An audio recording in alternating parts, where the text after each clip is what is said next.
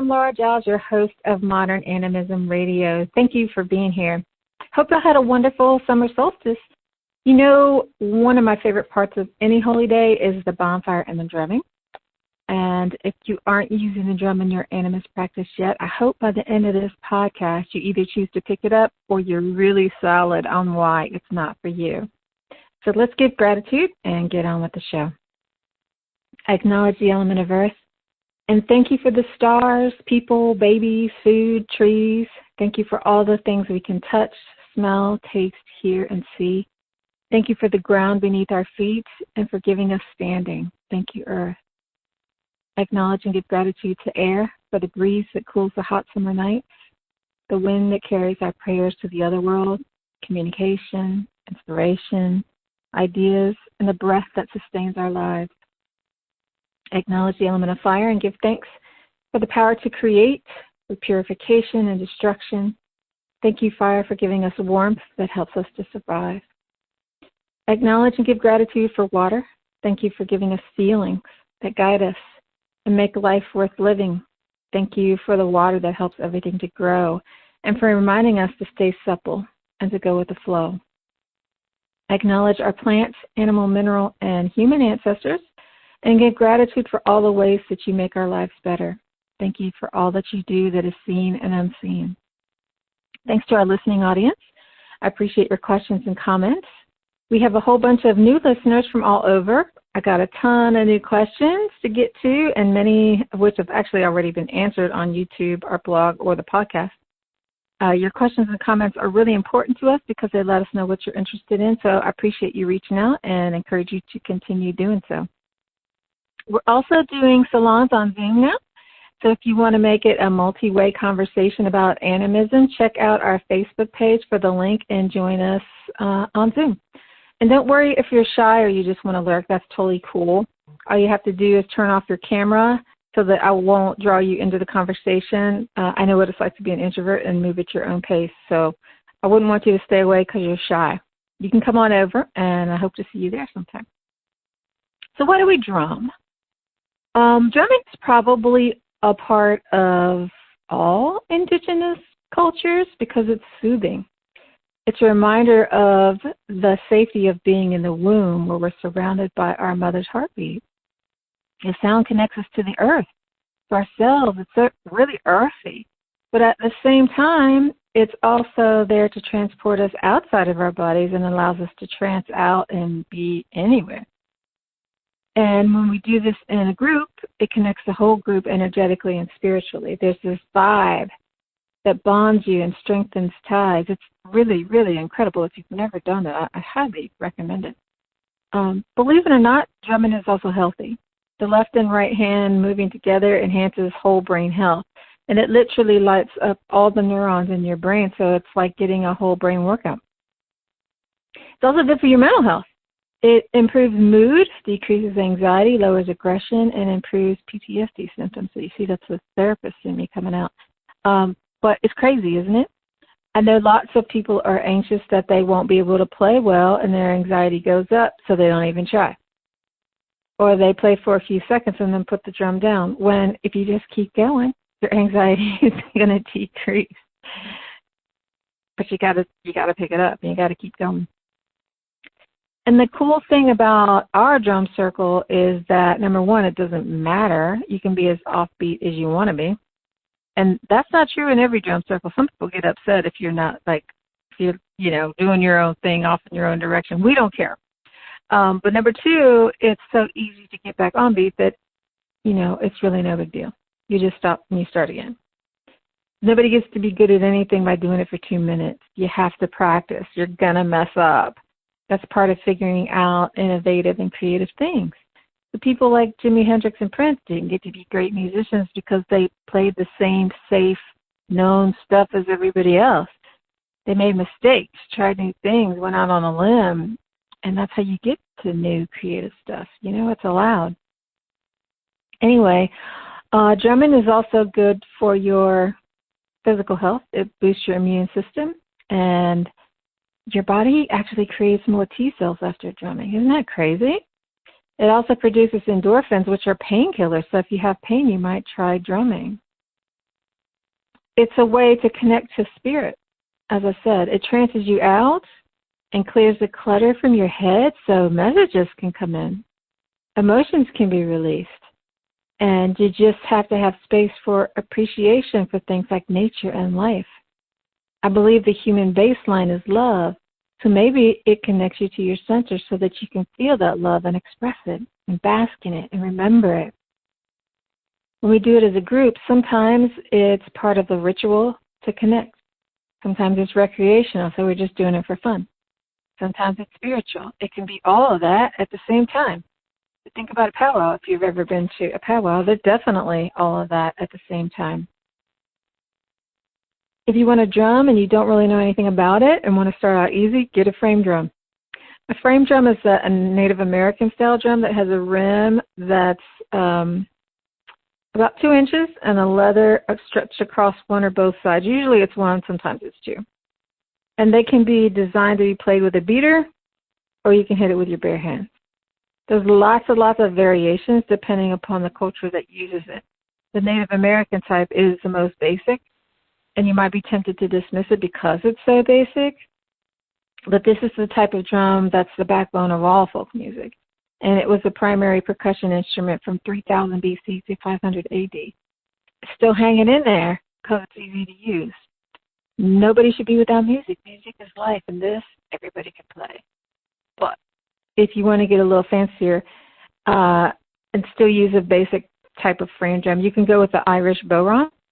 This one uses a wooden beater, and the left hand moves around the back to give you different types of sounds.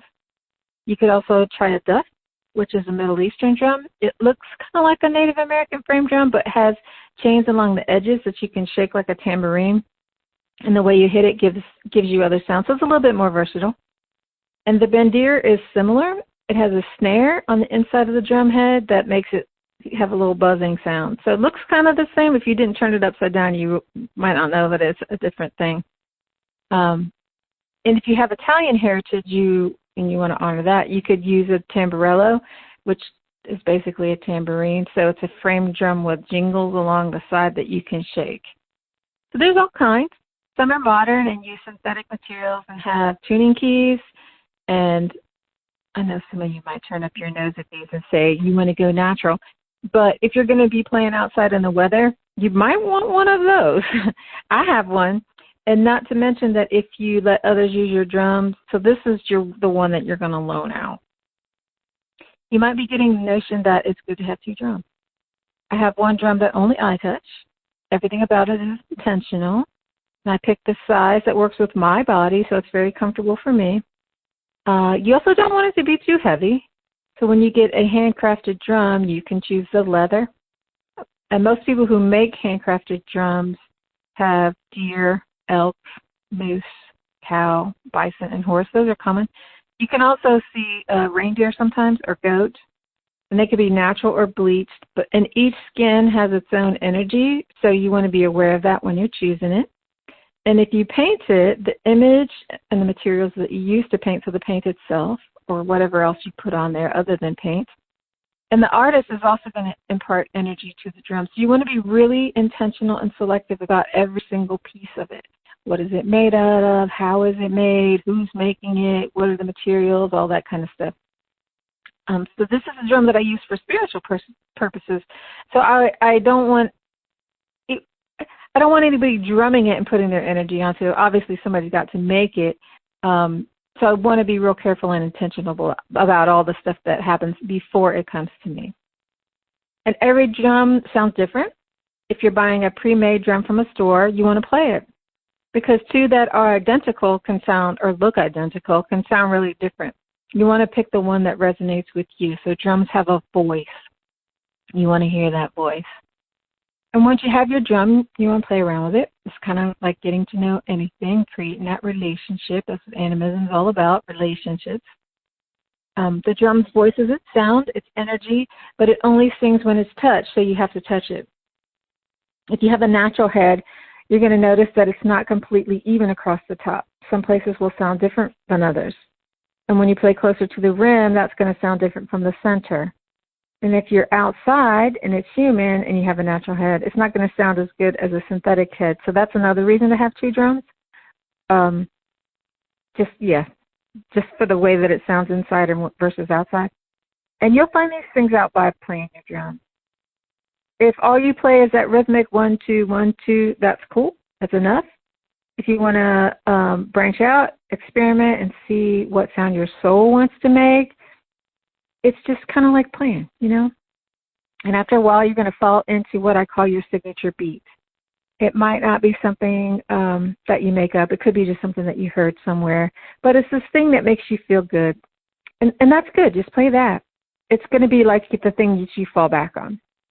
And some of us are the type of drummers who play a steady beat over and over.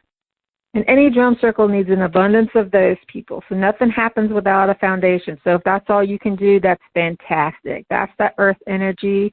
That's the heartbeat. And you're always going to start with earth. Well, at least I do when I'm considering the directions, because no matter what I'm doing, I want that steady foundation. And then you can have a few people who improvise on top of that for variety. And I tend to go back and forth depending upon who else is in the drum circle and what the drum circle needs. If the bass line's covered, I'm going to improvise. If the bass line needs to be stronger, then I'll go there. If there aren't people willing to go boom, boom, boom, boom, you know what? There's no drum circle. It's just chaos. You've got to have some order. You know, a little chaos is good, but you do need to have some order. So I know I said it doesn't matter what you play. It can be cacophonous, but like I said, Western people usually don't like that. It's like, I don't know, too orderly, judgy. I'm not really sure why. But when I've done that in a drum circle, people look at me like I have two heads. And sometimes it happens just because, you know, you're in your own zone and things just kind of go in that direction. You're just like, ooh, I didn't realize I was with other people or something. Or, ooh, I didn't realize I was that far off. It's a little bit like trickster energy or something that happens to open things up. I really can't explain it. Anyways, I would suggest that you have some tolerance for that. That steady beat's going to be home, and as long as there's a home to return to, the circle will be intact, even if you go off on a tangent or go in a zone. So I guess I'm saying that I wouldn't make it a point to be offbeat, but if you do, it's okay. And if a drum circle is too scary, just play alone in nature. The trees are going to adore you. So notice how the drum sounds different when it's next to one tree as opposed to another. Notice how the air feels. Notice how you feel. I guess I'm saying, say mindfully, how does it feel if it's gray and rainy? How does it feel under a big sky? How's it in a dense forest? Does day or night impact the sound? These are some of the ways that you can get to know yourself, your surroundings, and your drum. Sometimes it might feel flat or blah. Sometimes it might feel like nature is listening and enjoying. It might even feel like you're intruding upon the space or unwelcome at times. Music's vibration and energy is life. When you drum, everything comes into a space of being together, so definitely check that out. When you get a hang of that, find your rhythm in a space that feels safe and protected, and drum until you trance out. I can't tell you what that'll be like for you, but for me, it's like I can hear the drum. I know where I am, but my hands are on autopilot.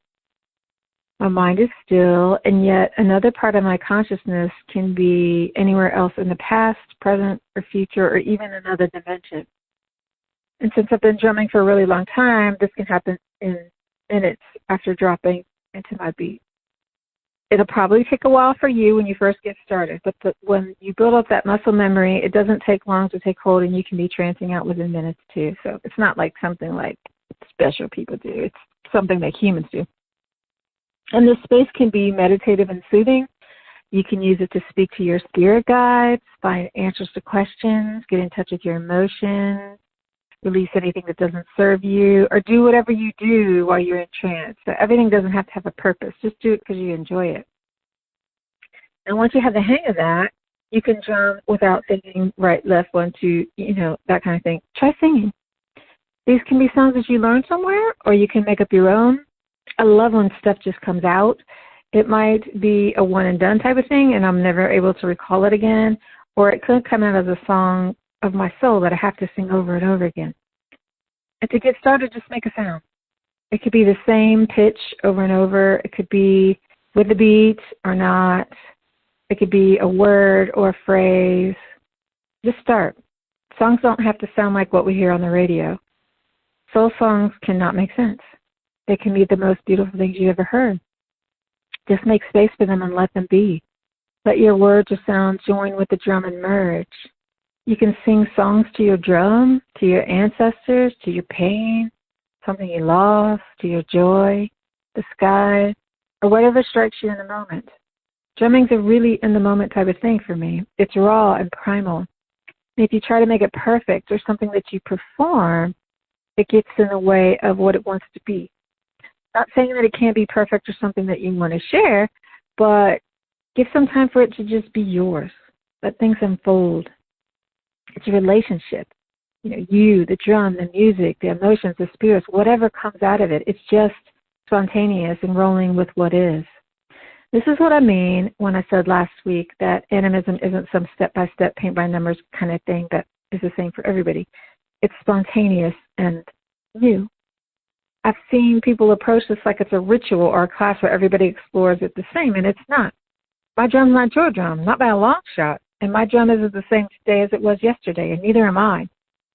The drum for me is one of those things that symbolizes more than anything, that kind of energy. So each time it speaks, it's only stayed that way once. And when it's gone, it's gone. And maybe, I think, for me, that's the best medicine of the drum. And ladies, if you think you can't drum, let me tell you that in the ancient world, women drummed. In fact, most drummers were women back in the day, for around the world. And the first named drummer in history was a woman in 2380 BC. She lived in Mesopotamia and was a priestess. So how's that? Why priestesses? Well, because drumming is how we trance, and it's how we reach the gods, ourselves, and the divine. And the drum is a tool of the mystic. If you look at the existing artwork from antiquity, you'll see priestesses and goddesses drumming. That's church. That's ancient church. And the goddesses and the priestesses from ancient Egypt, Rome, Greece, Anatolia, and Mesopotamia, maybe others I don't know about that have no recorded history, they rocked out the frame drums. Yeah. You look at the stories, it's a goddess who gives humans a gift of music. The Celtic goddess of music is Brigid. In Egypt, it was Hathor. In Greece, it was the Muses, but priestesses of Aphrodite, Artemis, and Demeter also played the drum. In Sumer and Mesopotamia, Ishtar and Inanna gave humans drums. All the performers in the Middle Kingdom of Egypt were women. There's only one exception, and that's Beth. And he was a protector of the households, mothers, children, and childbirth. So even though he's not a woman, I guess it makes sense for him to have a drum too, since he serves women. And guess when it all ended? I'll give you one guess. It's not hard to imagine. I know you know, right? Got it. It ended with the rise of Christianity at around 400 AD. Women were no longer allowed to learn and play music. So makes sense if you know the history, right? Music is a spirituality gateway. It's the threshold to the Creator, the ancestors, inspiration, mediumship, health, and healing. So by taking all that away, women lost all power. The rise of patriarchy, you've got to squash down the women, right? So what do? One of the things is you take away the music. You take away the position. You remove them from that gateway. If you look at Native American culture, in most places, it's all about men sitting at the big powwow drum. Women don't sing or play the drum. So what's that all about? How is that different? There are 574 recognized Native American tribes in the USA, and each tribe has their own stories. So this is not going to be true for everybody, but one of their stories is that the drum is female. The big drum, so the big powwow drum, was a gift from women to men. So again, you have the women giving the drum, so that men could experience a resonant connection to the Earth Mother that naturally occurs with women. So it was a way of equalizing that. And women can't touch it because they're too powerful to be at the drum. That's the same reason why women don't do the sweat lodge. Among the Cherokee, women do have their own drum. It's called a water drum, and they can play it with other women. but not in a mixed setting or in a powwow. So traditions are changing. There are female singers and drummers today because of lawsuits, because of non-natives making rules, and just a changing culture. And this is really important. So I'm going to sidebar for just a second to comment on this, and you can agree or not agree. But men and women are not the same. The push to have women playing drums at the powwow seems to me to be a push for equality. It also seems like it's based on a misunderstanding. Like I said before, there's 574 tribes in the USA, so the details are not going to be the same from tribe to tribe, and there's some gray area. But the reason why women aren't allowed in sweat lodges or at the powwow drum is because women are too powerful. We have the ability to bring life into the world. We have a womb and a menstrual cycle, and men don't have that. They can't purify naturally the way they do, so they need a sweat lodge. We don't need a sweat lodge. We don't have the same, they don't have the same connection to the heartbeat of the mother because it lives within us. We are the mother. So even if you're not a mother, you have the mother in you. Men do too, just not in the same way. So men have to do something extra to experience what women experience just as a function of life. So if you're someone who thinks that in order to be equal to men, women have to be able to play the drum or go into a sweat lodge, sorry to put it to you bluntly, but my opinion is you don't own your own power. To me, seeing these types of things as an equalizer is forgetting that the power of the womb is just awesome. And it's buying into the toxic patriarchy stories. So everything isn't open to everybody because people have to, and honoring them is a form of respect. If you see it differently, love to hear your perspective. Not trying to tell you what to do, just throwing out my opinion. So feel free to make up your own one. You just not want to look at it holistically before you make a judgment on why something is good, bad, or for you or not for you. Anyway, all that bit about women and drumming is just to say that you don't have to be a guided drum. Everyone doesn't have to know how to drum to practice animism, but we need a lot more drummers. I sometimes go to gatherings where I'm the only one. If you're not drumming for yourself, you're really missing out on a really easy, amazing way to tap into something ineffable. And I've only talked about frame drums. There's tons more drums that can give you a lot more diversity if you want to put the time into learning them. So I've never had a drum lesson in my life aside from the 15 minutes that sometimes happens before a drum circle. So a lot of times in a drum circle, especially where there's beginners, they'll give a little lesson, on how to do it. That's what I'm talking about. And it's only 15 minutes because it's pretty intuitive. If you can tap your feet to the beat, you can learn to drum. Just remember who you were at 3 and channel that. You'll be playing in no time. But if you're the type of person who needs that step-by-step instruction in order to feel confident, go to YouTube. There are tons of free tutorials that go from basic to wizard, and you can be a badass, as badass as you put your mind to be, Or I wouldn't even say that. You can have an effective tool as you need to tap into your whole animist spirituality, really. So what can a drum not do? It can take you anywhere, literally. Okay, before I wrap it up, let me give you a couple more guides. If this speaks to you, you're welcome to use it. If not, that's okay too. So do you. Okay. If you use a drum for spiritual purposes, before you use it for the first time, you want to bless it or consecrate it. This means that you're going to set it aside as a sacred object and bring its voice to life. So when we do ritual and we have sacred objects, they're only used for ritual. They're not toys. They're not display objects. They're not anything else but our ritual objects. So this is what I'm talking about. You dedicate it to the Creator or to spiritual use or to a goddess or to nature, to whatever you want. You dedicate it to something. But this is how I'm going to use it. And once it's given this status, you treat it as the holy object that it is. You don't throw it around. Don't stand it on its rim. You don't display it on the wall. You store it in a cloth or a leather bag with the leather side up in a place where it's not exposed to humidity or where it can get too dry, assuming that it's leather. If it's synthetic, then that part's not going to matter. Each time you use it, ask the god, goddess, or the drum itself to sing in a good way or to sing true. If you're using it in ritual for a specific purpose, say you want to do a purification ritual, you can ask the drum to help with that. So, drum, please help us to purify. It's that simple. Nothing has to be fancy. And every part of the ritual is significant and it can either add or detract from the outcome. It's just like I always thank the elements, ancestors, and you when I do a podcast. So acknowledge the drum. The animal who gave its life for the drum, the tree who gave the wood, and ask that those who hear the song will benefit from the song. So it's inclusive, holistic. And don't let anyone else use it. Your drum is your spiritual partner. If you see someone else's drum, don't touch it. A drum is a sacred object. You need specific permission to touch it or play it. Got it? Now, if you choose not to observe these traditions, just be aware that many people do and don't touch someone else's drum without their permission. So I hope I made you of comfort.